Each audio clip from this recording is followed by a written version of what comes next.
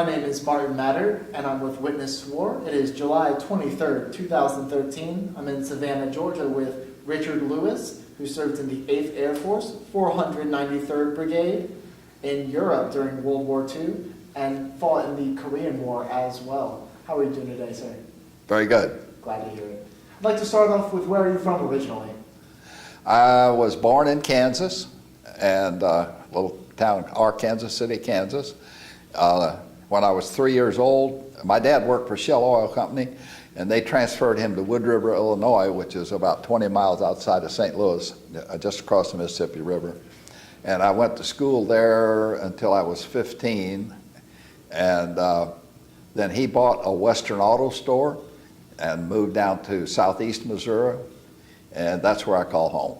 It was, I still go back there. I have relatives there and everything now. How did you come to join the military? Well, as you know, the Japanese attacked Pearl Harbor on December 7th, 1941. And I was married at that time, had been married about a year and a half. My wife was pregnant, and I didn't think the Japanese would be too much for us. So how wrong can you be? And when my son was born in the following March, I had changed my mind and decided that I had to get into the military because it was horrendous for the United States at that time. I went to St. Louis and took some tests to become a pilot, and I passed the test, and they started to swear me in, and they said, they found out I was only 20 years old. And they said, you'll have to get your parents to co-sign for you. And I told them, no. I said, I don't ask my parents to do anything like that. I said, I've been married for over 2 years, and I have a child, and I'm pretty well independent. They said, you're married? I said, yes. Well, your wife will have to sign for you. At that time, she was 17 years old. My first experience with Uncle Sam. What did your wife think about you joining the military? Well, you know, things were different back then. Everybody was wanting to do everything they could for the country, and she did not have any objections whatsoever. It was, it's not like it is today where everybody tries to get out of the military and keep from, of course, you know, during the other wars that we've had we've had the draft, and everybody was evading the draft during the Vietnam War, going to Canada and all that. That was not the feeling in World War II. Everybody was united for the country. Where did you go for Air Force training? Well, I went to San Antonio, Texas first. That was a pre-flight. And we were there, I was there about 3 months, learning just how to march and how to be a soldier, general stuff. And then I was sent to primary school where we first started flying, and that was in Chickasha, Oklahoma. From Chickasha, I was there about 2 months, I guess, and from Chickasha, they transferred me to Garden City, Kansas for basic, which is, we got into a larger airplane. And then about another 2 months passed, and they sent me to advanced training, and that was in Pampa, Texas. And we started flying I started flying twin-engine airplanes there. When I graduated there, I graduated on December the 5th, 1943, and then I was transferred to learn how to fly B-24s at Fort Worth, Texas.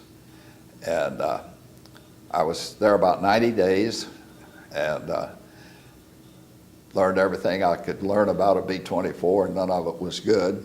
And then I picked up a crew at Salt Lake City and went by troop train down to El Paso, Texas, and my crew and I learned how to cooperate with each other and did a lot more training with the B-24. And then I was transferred up to Topeka, Kansas. I picked up a brand new B-24, and they issued it to me like it was a watch. All I had to do was sign a paper and it was mine, and I could do what I wanted to with it, they told me. And after I was satisfied with it, then I flew across the North Atlantic, and I was actually in Iceland on D-Day, and joined the 493rd on July the 4th. And I flew 35 missions. I flew 10 missions in the B-24, and the whole unit then changed to B-17s. And as I said, it took 90 days to learn how to fly the B-24, and I was checked out on the B-17 in 1 3-hour flight. That was the only training I ever had in it. And the guy that checked me out had been checked out the day before, and he didn't know any more about it than I did. So anyway, I flew 5 missions in the B-17. So I flew 35 missions total. And I got back in time for Christmas in 1944. And of course, the war was over the following August of 45. I'd like to go back to your training. Tell me about the first time you were in the cockpit. It was really a thrill. To me, it was, wouldn't want to say that I was a natural pilot, but I picked it up very rapidly because I'd driven cars a lot. So mechanical things were not new to me. And I was the first student that my instructor had 4 students, and I was the first to solo. And my wife was following me around. She lived in Chickasha. And on days when I would fly solo by myself, I would call her up, tell her, watch out the window because I'm going to be flying, and I'll come over and do some loops or some kind of acrobatics. And so anyway, I enjoyed flying right from the beginning. And actually, when I got out, until I was 75 years old, I had an airplane of my own most of the time. So flying just was a wonderful thing for me. I enjoyed it. What was the most difficult part about flying one of these planes? Landing, no question. If you can land an airplane, flying it is easy. I can take you up and put you on the controls and you could fly an airplane. But you have to judge, a lot of things come into landing. You have to judge the closure rate and how high you are, and airspeed, and all, a lot of things enter into it. And that was one thing I could always do. From the very beginning, I picked up landing real well. I had about 6 hours, I guess, and my instructor got in this little PT-19 that we flew. It was a very primitive airplane. It had no electronics, had no radios, had no intercom.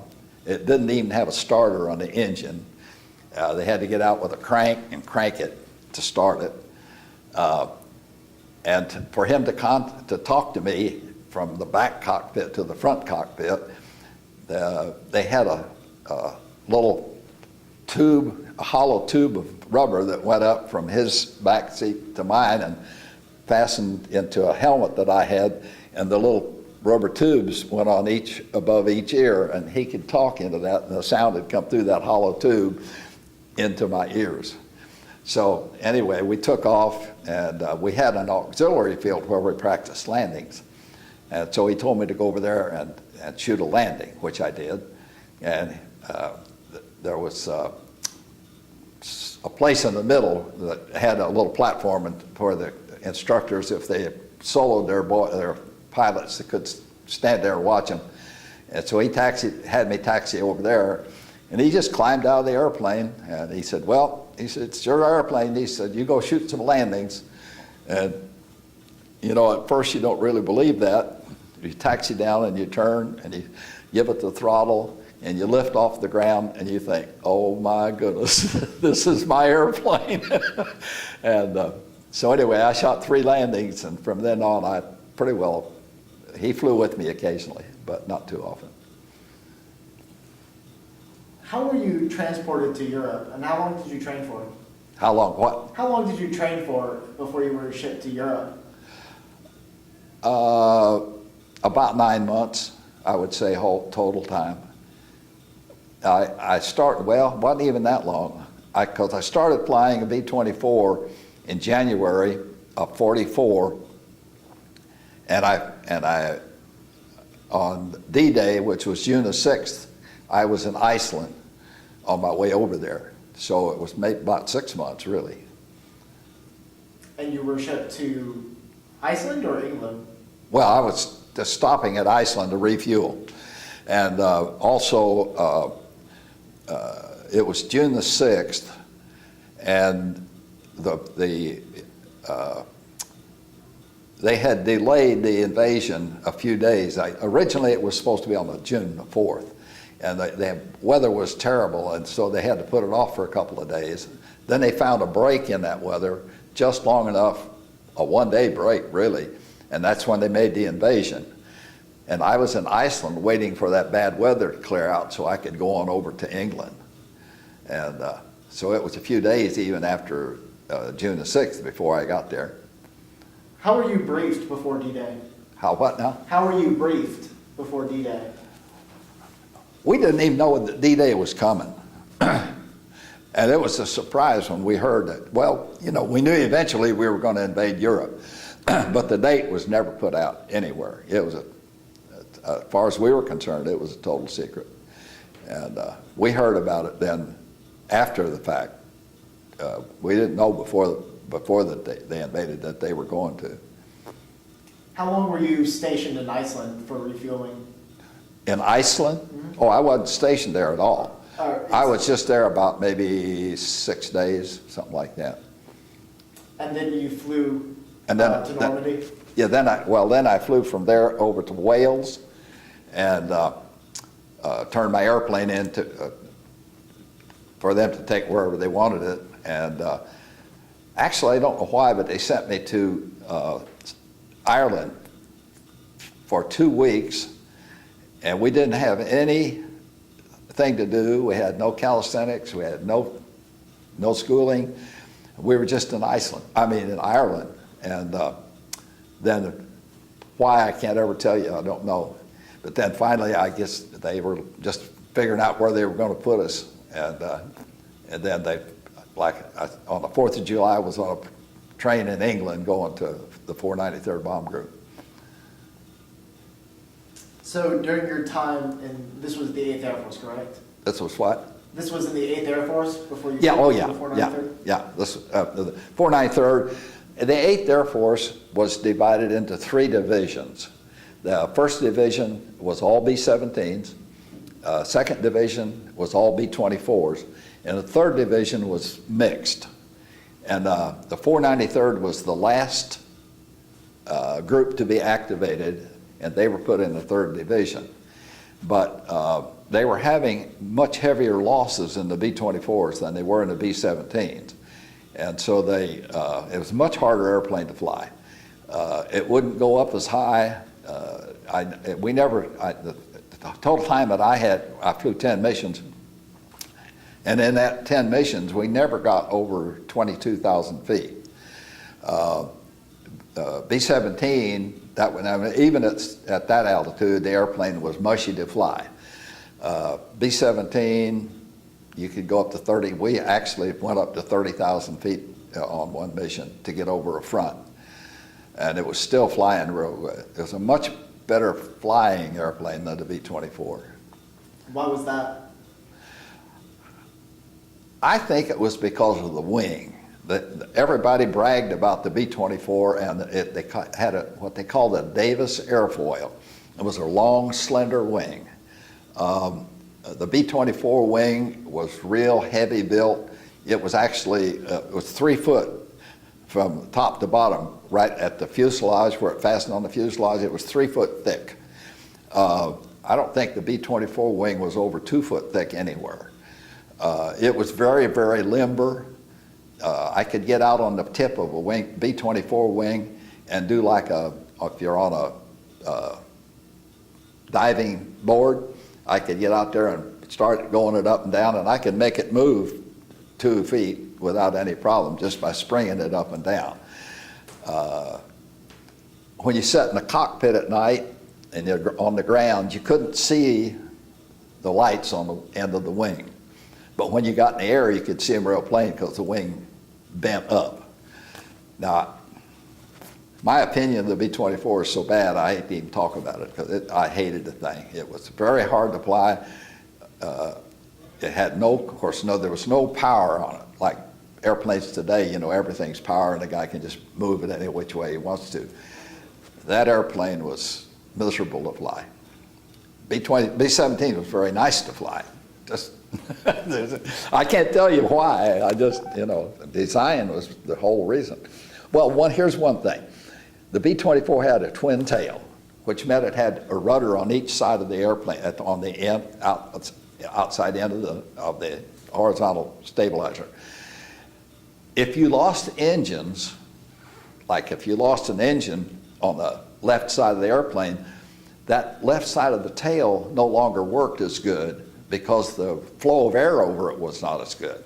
So it took more power to control the airplane because you only had half of the tail working. It was just terribly designed. As another example of how poorly designed it was, B-17 had electric gas gauges like you have on your car. The B-24, they had run tubing from each fuel tank into the cockpit, and they had a glass tube that you could see the level of the gas in that tube. Now, if you're in combat and they're shooting at you and shells are blowing up all around, you wouldn't want all that gasoline in your cockpit, because if a shell blew up in there, it would sure be on fire. Just little things like that. It just was not a very well designed airplane.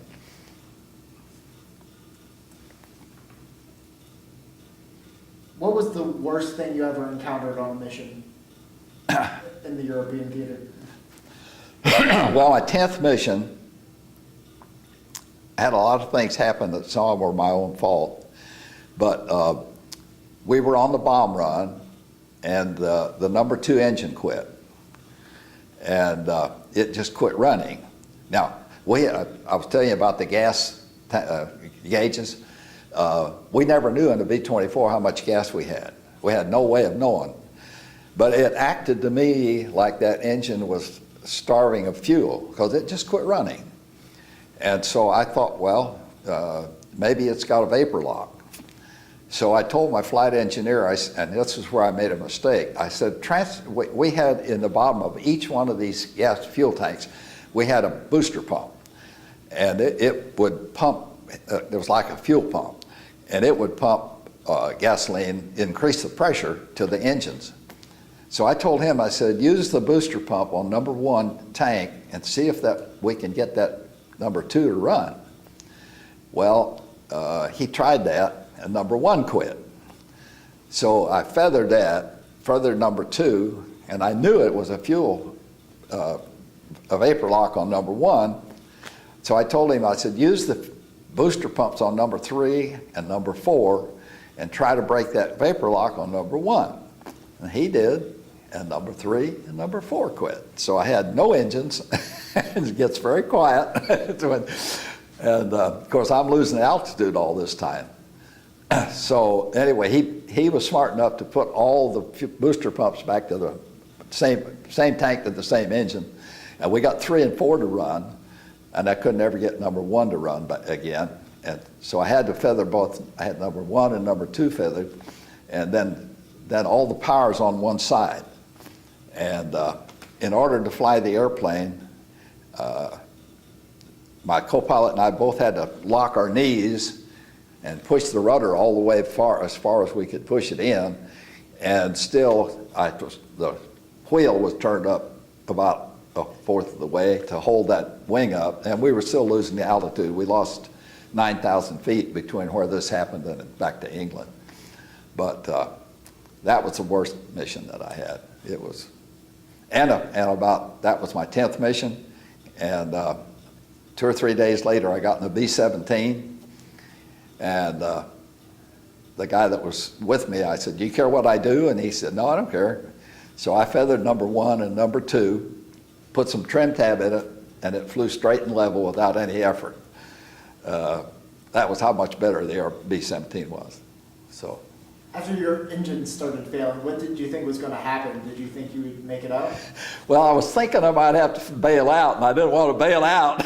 We were over Germany when that happened. And, but you know, it all what was that? That's your cell phone. It's mine? It is? I'm back with Richard Lewis, and we were discussing bailing out over Germany. Yeah, well, I thought that. I decided, no, I was going to ride that thing down if I had to. But then we got it running. We lost about 6,000 feet while all this was going on. And then we finally got, and of course the group they went off and left us. So we were flying by ourselves over Germany.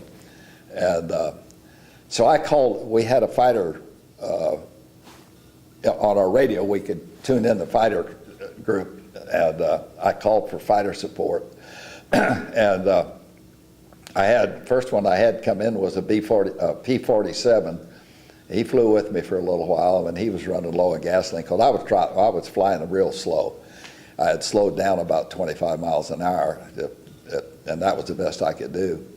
And then we had a P-51 came in, and then he left, and then a P-38 came in, and he stayed with me because he had more fuel. And he stayed with me till I got to the channel. And when I got to the channel, then I called, the English had a wonderful air-sea rescue unit. And so I called air-sea rescue and told them that I had no idea how much fuel I had, and I was on 2 engines, and I was trying to get it back to England. And so they gave me the location of their first, they had a boat stationed out in the channel. And they told me where the first boat was. My navigator was listening to this, so he knew exactly where that was. So he gave me a heading to that. And when I got past that boat, they gave me a heading to another boat. So I flew from boat to boat to boat till I got back to England. And I still, didn't know when if their other 2 engines were going to quit, because, like I say, we had no gas gauges, so we didn't know.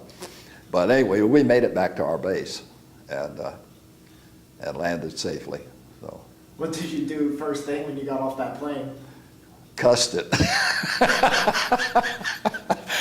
No, I actually, we had the crew chief, they had a crew chief on the ground, and I told him what had happened. I said, I want to know why that first one quit. I said, I know that number 1 was fuel starvation. And so anyway, he looked, and what had happened was a piece of flak had ripped through the bottom of the tank for the number 1 engine, or the number 2 engine, and it had just emptied the fuel right out of it. And there was no way we could see or wouldn't, even know that was going on. Probably if somebody had been looking out there, they could have seen it as it went out, but we weren't looking for that. And so that was what started it, and the rest of it was just more or less my fault in a way.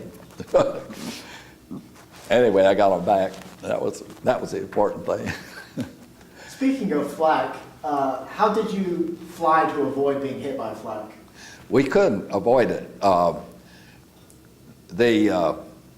You had your flak. They had these flak guns around the targets that we hit. Very seldom did we get hit when we weren't on the bomb run. I did have one time when we were coming back from a mission, and I guess they had a 4-gun battery that they were moving because we were out over the forest, and all of a sudden they fired 4 shots, and I was sitting there relaxed, eating a piece of candy and with my oxygen mask on, and had my feet up on the rudder bar and just flying real easy formation. And my co-pilot punched me and pointed, and I looked over and I saw this black thing fall with fire coming out of it. And I couldn't figure out what in the world that was. And I looked up, and what had happened, they had just fired 4 shots, but they had hit this B-17 over just not too far from us. And they hit it in the wing and blew this engine completely out. And that was what was falling. It had gasoline still, it was burning as it fell. And that wing, just as I looked up, the wing broke off, and then the fuselage broke in two. And the guys in there didn't have parachutes on, but it dumped 2 of them right out of the fuselage. So that's war. But most of the time, the flak guns were really heavily concentrated around any target that you would hit. And when you're on the bomb run, you can't do evasive action because the way the bomb site was set up, they had a little cross in it, and they would put that little cross on the target. And if it would drift off of the target, they'd have to adjust their knobs until they got that thing to where it would stay right on the target and follow the target. Then when you released your bombs, the bomb site knew exactly when to release them. So the bombs were released automatically. But if you're doing all this, the guy in the bombardier, he can't find anything, when it's doing like that. So everything has to be real steady for him. So you can't dodge. I've gone and seen flak. They usually fired 4 shots at a time, just out of a 4-gun battery, and they go boom, boom, boom, boom. And you'd see that out there, and pretty soon it's boom, boom, boom, boom. There'd be, and you'd think, just when I get there, that's when it's going to go, And but somehow or other, most of the time it didn't. I did have. I had my navigator was sat in the nose of the airplane, and he had a little desk that he could use, put his maps on and stuff. And he was sitting in there. We were on the bomb run. I don't know what he was doing, but anyway, he just leaned over like that to do something. And just as he leaned over, a piece of flak went through the airplane. It would have taken his head right off if he'd have been sitting like he had. But he bent over, and it just splattered the back of his neck with aluminum that blew out. Didn't hurt him a bit, but that was what flak would do to you. I mean, it come right through those thin shells. The airplanes did not deflect flak at all. I actually had a 88 millimeter shell went through the tail of the airplane, and they were supposed to blow up on contact. They were set to explode at whatever altitude they had set, but they also were at a fuse in the nose, so if they hit anything, they'd blow up. This one went right through the tail of the airplane, and it didn't blow. And of course, I don't know if I told you, but about 4 years ago, I wrote a book, and it was Angel on My Wing. And the reason that I titled it that was my grandmother had died when she was 49 years old. And my mother wrote me a letter when I had about 4 or 5 missions flown. And she said, you don't have to worry about being shot or anything happening to you, because I had a dream, and my mother said she was going to sit on your wing on every mission. And I think she did, because, I mean, just like those 2 things, I just had so many things like that happen that, I feel that God intervened, it wasn't just luck.